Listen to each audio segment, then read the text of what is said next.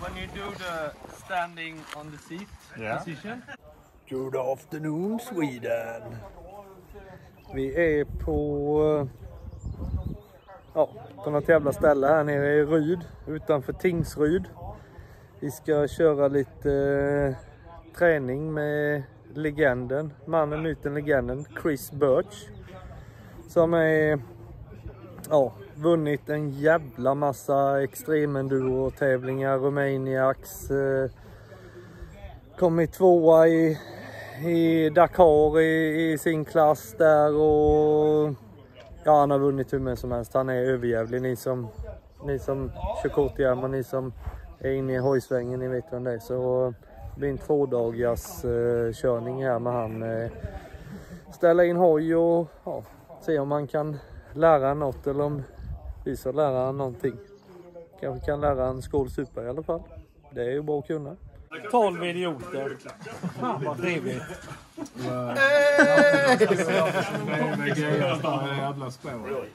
Guys, the fuel tank's falling off it. Yeah, but we're really here to test electronics. Yeah, but the fuel tank's falling off. Like, can you hold it with your knees? Jag ska lära han lite storkörning på bakhjulet. Så lite så byta. Give or take som man brukar säga. Så nu lastar vi ur den här och ställer upp den med de andra hojarna.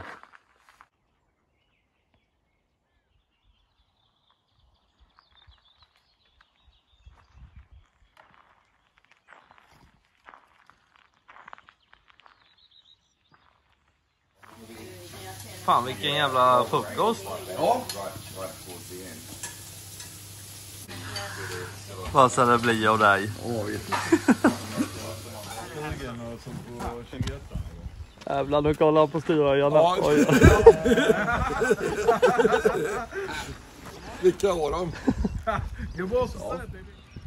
But when we start going too far either way, that's when we're going to start having those negative handling traits. So I will change this a bit depending on what I'm up to. So if it's lots of, tight, second, third gear trails, that sort of thing, it's going to be that sort of ride. Especially on my big bike, I'll push the bars a little bit further forwards, get that responsiveness, get it turning. Sweet, there's some pretty tall dudes around here.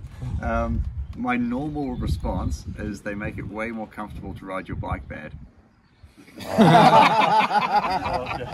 And we're going to talk a lot of this about when we start going through the standing position stuff. To be fair, if there's a range of humans, right, you're towards the top of it. So I'm happy to kind of mellow my story out a bit. When you get like those, is it Rost that make them? Like those big 2-inch risers? Yeah, right. That shit doesn't work. Oh, too bad. Right. So we're going to talk about this a lot. I'll keep coming back to it. But basically, long story short, like our correct standing position, we really want to be hinging through your hips. If we get those bar risers really high, that tends to happen. Yeah. Your hips will tend to come underneath you more. When you do that, it locks your hips out side to side, so it makes it really hard to mobilize your hips and really create good lean angle with good traction in the turns.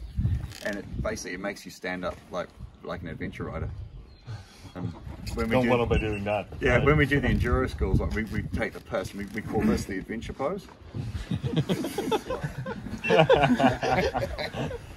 And it makes that really comfortable.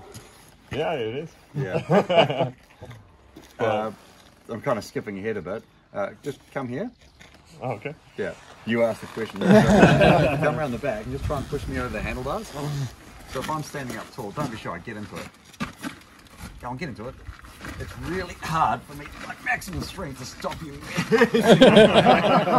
Cool. If I go from there to there, ready? Come, get into it. Come, don't be shy. That's my bar rises suck. What happened to the biking? That's the short Yes, story. I have to get rid of them then. That's the short, brutal story. We'll give you the long, gentle story later. Overloaded into the turn. So, if my back brake's sit down there, I've got my good body position going. To get to that back brake, my knee ends up having to come forwards, my hips come out of square, and my body position, my stability is compromised, and it makes it really hard to tip the bike into, say, like a right-hand corner, because my hips end up going this way, but I want them to go that way, and nothing really works. So the way to set your back brake is you should be standing with your shins pretty much vertical. Then you want to be able to access your back brake just through through like an ankle wiggle, like that, without having to move your knee around. So that does make it harder to get to when you're sitting. But imagine we put like 2 bar in this tyre. So this is the EO9. It's going to feel like that as we ride down the trail. If we put 2 bar in this tyre, it's going to feel like that as we ride down the trail. So Mitas tyres, both come out the exact same mold. The type of construction and how the tyre is actually made has a huge factor in how the bike feels when you're riding down the trail. So imagine with 2 bar on this is, riding over rocks and bumps, this is going to feel compliant, it's going to get traction, it's going to feel really nice. If we start really smashing into those rocks, you're going to feel the rim. With this tyre at 2 psi, it's more like, 2 bar, it's more inclined to kick and bounce off those rocks. It's not going to get the same traction, but when we smash into a rock, it's going to hold itself up and do its job. Enduro championships, you don't see them in the pinnacle of any off-road motorcycle racing. Okay. And a good way to try and describe it, I think, is like, think how cheap they are to make. Yeah. No manufacturer has them. So we're all trying to find the ways to improve these bikes. So, I mentioned like Yamaha, Kawasaki, Honda, BMW, they're all trying to find ways to make you want to buy their bike. Yeah. If that was good, they'd all do it because it's a super cheap thing to do. What they're actually, those things actually, they come from the 50s. You guys know the 50s, right? Yeah. So it's madness. Like the guys are just absolutely tapped, like 140, 150 Ks over whoops for 3 hours. It's insane. And they make, to tell you like the good point of like how different this is to normal riding, the factory bikes over there, I've been to the start of it before, they crank the steering head bearing up as tight as they can possibly make it, like they have a linear steering damper in behind the headlight welded to the frame, and then they have a Scott steering damper on top of the bars as well. Okay. Like, it is such a unique situation for motorbike riding. Yeah. The steg pegs are not there for them to lean against for relaxation. They are there to drive the back end into the ground and try and create traction as they're skipping across the whoops at 140. And Dylan Walsh, the guy that's won it the last couple of times, for every run they do on the Fink track, they have to put a new subframe on his bike because he leverages so hard against them, he bends the subframe every time he goes to Fink. New subframe to come back. And then we get trail ride guys going, oh, it's just nice to rest against. That's not really what they're for. My big issue with them is for downhilling. Yep. As soon as you go, I'll show you why. So we'll talk about this later on, so come with me. So when we're on the straight, right? The steg pegs are in about here, that's all nice. When we go downhill, the bike drops down, so your knees have to come forwards. Stand with your knees forwards. Knees forward, so imagine your steg pegs are pushing you. Yep. Stand with your legs straight. Hips back a bit. Ready? Yep. That's why they don't work. Yep. Okay. Yeah. Sorry, it's not that they don't work. It's that I think people misunderstood what they're for. Having said that, if I was going to go and hammer across the desert for days at high speed on an enduro bike or a motocross bike, I'd probably be screaming for them. Yeah. But that's not what I'm doing. Okay. Yeah. Yeah. The rude way of answering it is the rest of the world has no problem hanging on to their motorbikes, only Australians. Okay. Because when we do lots of schools in Aussie, and like sometimes like half the school will have them. Yeah. And we just like I had times like get out my phone. I'm like, okay, let's see, World Enduro Champs, no. Dakar, no. MXGP, no. Australia, yes. Yeah. Thanks for saying. I have some for 690 if you want. There's a lot going on here. We'll have the tools at the paddock. Yeah, try and get into the habit of being back more on the balls of your feet when you're sitting down. You want your ankles in against the side of the bike. You can see I'm trying to not take all the paint off the subframe on KTM's bike, but it's not working. Locking in with your ankles through there. And then when you want to use your brake and you want to use your gear, your foot has to come forwards and come back. Come forwards, come back. If you feel like if you notice you're doing in and out, then you know your feet are in the wrong place. This is really crucial to your standing position as well, because if you have your feet in here and you think, okay, time to stand up, you'll tend to always put yourself into a really weird position through a less than ideal position for your standing position, and then you have to do a big reshuffle.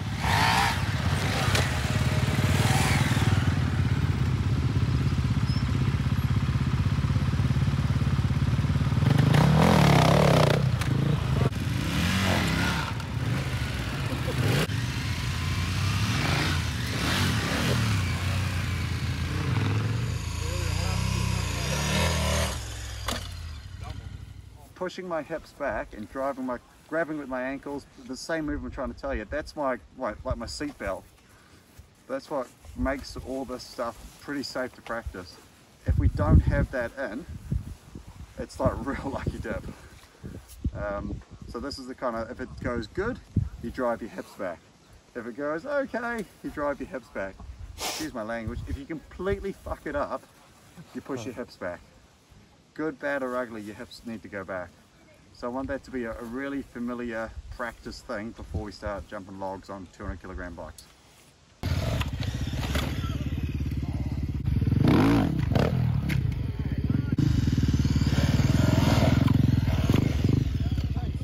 What an amazing day.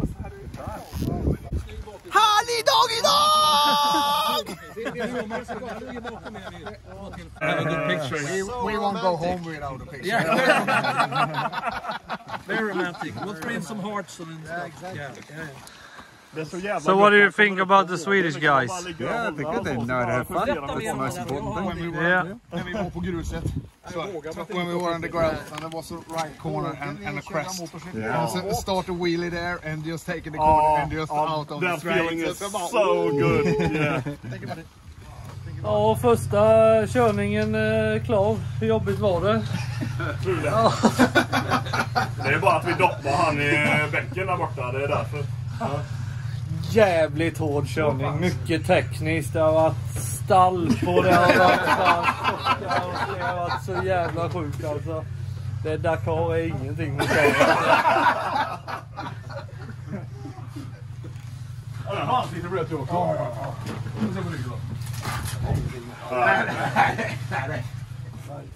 Vilken bra första dag med Chris Birch. Vi har tränat kurvteknik, vi har tränat hur man ska stå, hur man ska sitta, hoppa över stock, dratt lite grus. Och nu, det viktigaste av allt med hojåkning. Ja, det är att vi har lärt de här jävlarna hur man dricker med finess. Hörde jag en? Skål! Supa! Ho!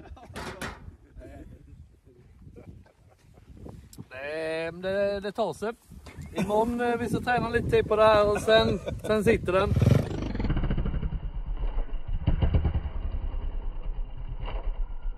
Du har en egna stegpeg som mig som ingen vill fixera. Ja. Som ingen fixerar. Ja. Han har redan beställt ett par. Men det lämnar inte det här. You know, it's the door stops. It's the door. Men vi är...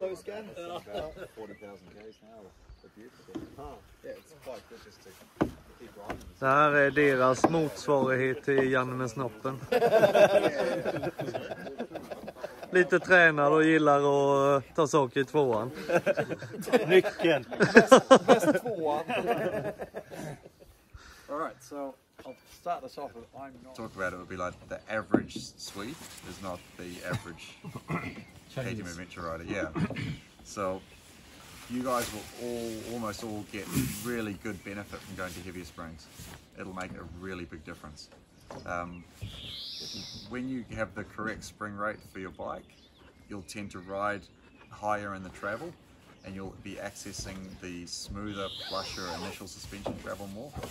All these bikes are designed to get progressively stiffer as they go through their travel.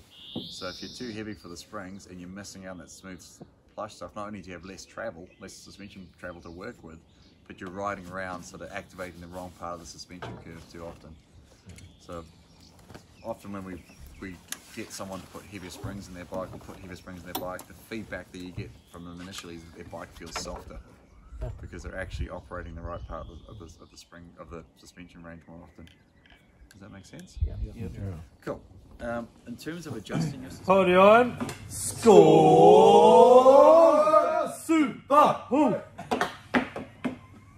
yeah. Elbows too high, not sustainable. So I think a better way to think in your head is don't think elbows up, think elbows wide. Try and make your elbows the widest point of your body. That should put you more into that sweet spot. To make that more comfortable, you might have to change the way you hold the grips. So instead of gripping your bars squarely, come on in, please. Instead of gripping the bars dead square like that, and then trying to push your elbows wide, you end up with a really horrible angle in your wrist like this. A better way to grip the bars is to rotate your hands out more, again, into that heel of your palm. Lock them with your thumbs. One finger on the clutch and brake in about there. The motocross guys, I've heard this referred to as the V grip, because you should see this like V shape in here. What we're doing with the back brake isn't changing. We're trying to use as much back brake as we can. What are we going to do now? Let's get some wheelies. Yep, wheelie time. Bop, bop, bop, bop. Vad blir det för mat? Det är nog buffé, italiensk buffé.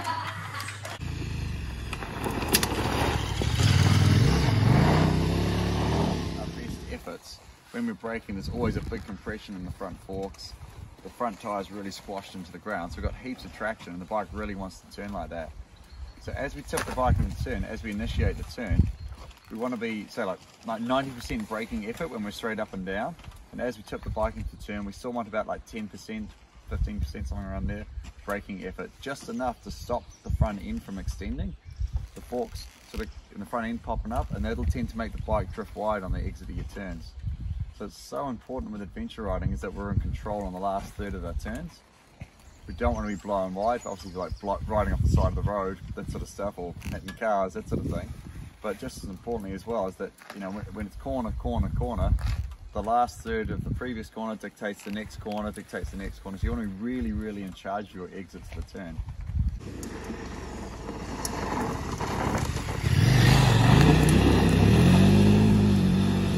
Make sense?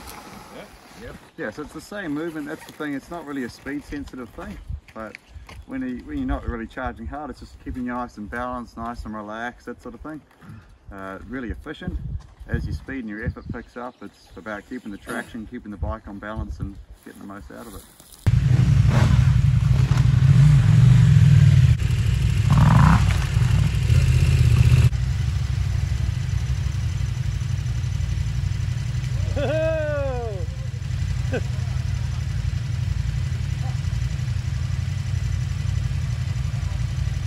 Micke, du kör den sämsta gruppen och du är sämst. Fattar du hur jävla dålig du är då?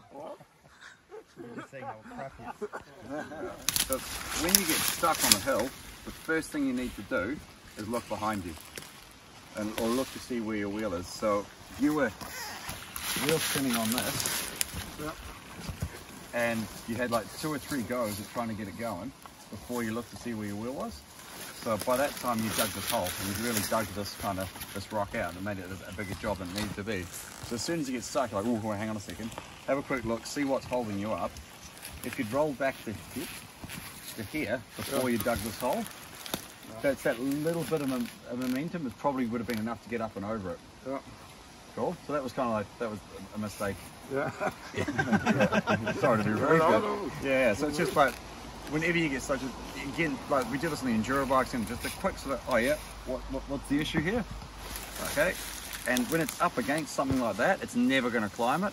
Comes back to there, it's a pretty good chance it's going to climb it. Just that, even if it's that much. When you're practicing it, don't push your bike. So often guys, like their first reaction is, oh, we'll just push it up here. As soon as you start pushing, you stop learning and riding it.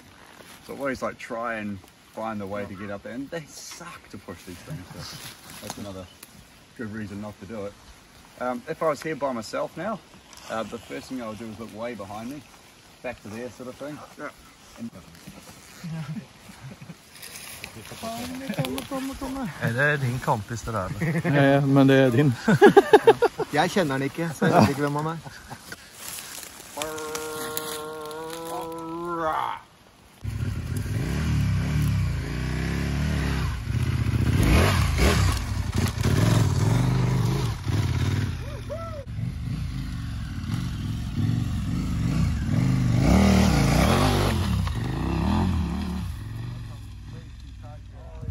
Har vi dratt en liten grusrunda, så nu är det mat här.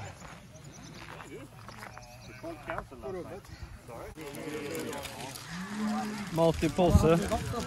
Ny grej.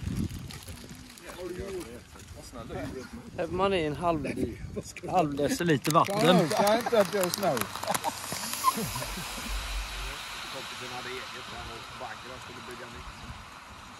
Hur mycket behöver jag tjäna? 10 minuter. Sen är maten varm. Hur mycket behöver jag tjäna? Med bestick, godis, kaka. 119 spänn. Kan du skicka det här klippet till mig? Jag har hela klippet på micken när han ska upp till berget. Får vi se hur det smakar med. Steve testa. Knutebränsle. Det gick mycket fortare än 10 minuter.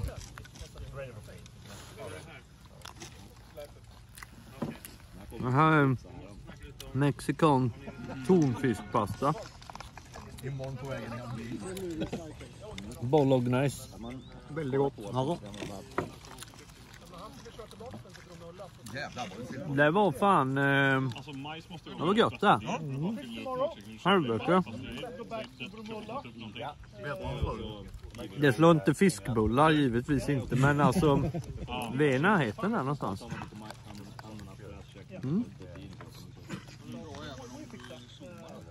De här har när man kommer i mål på eco-race. Ja, fint.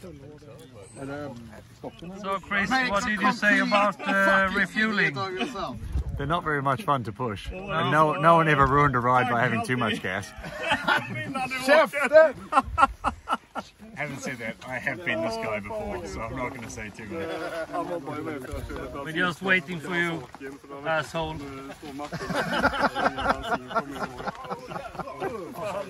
The best drifts you do are the ones where you come into the corner way too fast. Yeah, like it's impossible. Just like a car, it's impossible to drift slowly. So, yeah, when we do the schools and if we have like a really good setup for it, this is the point where I always get quite nervous. Like everything else we do, we kind of slow it down, practice it at low speed first, get everything all right. Drifting you can't, you're either in or you're out. And like the best drifts I've ever done are the ones where like you've misread the trail, like, oh god, sort of thing. You're coming in way too hot, and you come out the other side like, man, if I'd meant to do that, that would have been very cool. But it's actually kind of scary. But it's a really big part of like plan B as well. So when you're used to stepping the back end of the bike out, you can be so hard on that front brake right up to the apex without the front end letting go, and sort of sliding and still trying to scrub that speed off as you come into the turn. So really, really important again is like your head, still all that basic cornering stuff applies. Like your head's out over the tyre, your hips are out over the back tyre, so you and the bike are all sliding in as one, not the bike sliding away from you, sliding away from you. It's you and the bike over the top of the tyres moving together as one. Does that make sense? When you do the standing on the seat position, you go up and you be like one gear down, that used to go on. Yeah. Jump up and you go what? And just go up. Just What if it turns into a flop? Yeah, that's why you go one gear down. Ah, so of course. The So you get heaps of momentum. engine braking. Yep. Yeah. I think my fear of it is I have played around it before, but my enduro bike's always 2 strokes. Yeah. So you have none of this. No. And when you hear the number plate, then you know. Is that right? Yeah. Nice. Every day's a school day.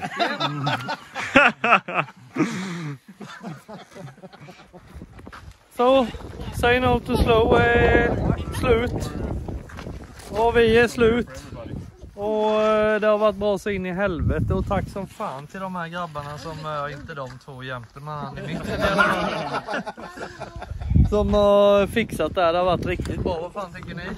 Skitbra. Inte mycket att klaga på. Nej. Och tack till Chris Birch med. Yeah. Du får inte glömma. Thank you. Thank you so much. Thank you guys. Be nice to learn some stuff from you and to learn you some stuff. Yeah. You've been a very fun group, and I can assure you I don't say that to everyone. Thank you. I'm going to live on that one for a long time. We're going to take a group food here as well. Oh. How about Yeah, man. Thank you for the gas. Härligt. last all day? Last. Yeah, because he would be in the background. Thank you, sir. Okay,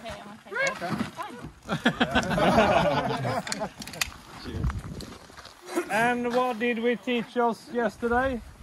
Örjan? Skål! Super!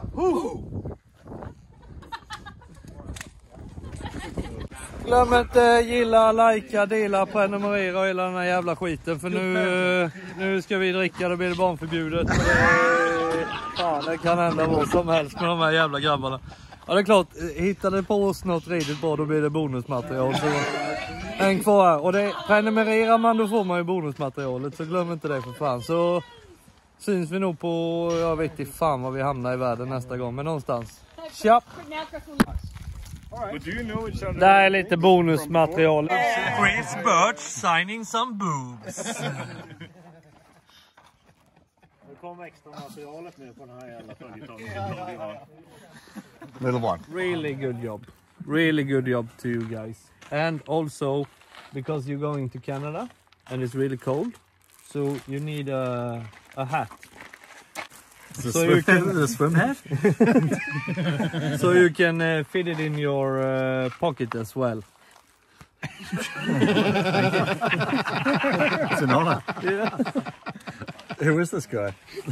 Lelle was my first sponsor in Sweden, KTM dealer. Yeah. Yeah, he's selling the most KTM bikes in whole Sweden. Oh. Yeah. Okay. So really good guy, and now it's his son doing the selling. Yeah. Thank you very much. Yeah. Thank you for everything. Yeah, and thank you guys for getting this guy over to Sweden. Thank you. Thank you really. very much. Yeah. Thank you guys. Thank you. Actually, you want to do this? This bus very valuable. If you're a racer, you need a real race bus. This is Chris Birch edition. Mercedes is a sponsored project between Mercedes and Chris Birch. Only 500,000 miles. Yep. Yeah, it's like brand new everything. I had hot painted with Biltema's hot paint, like rims and everything. Just contact me on Lunarstorm or Pornhub.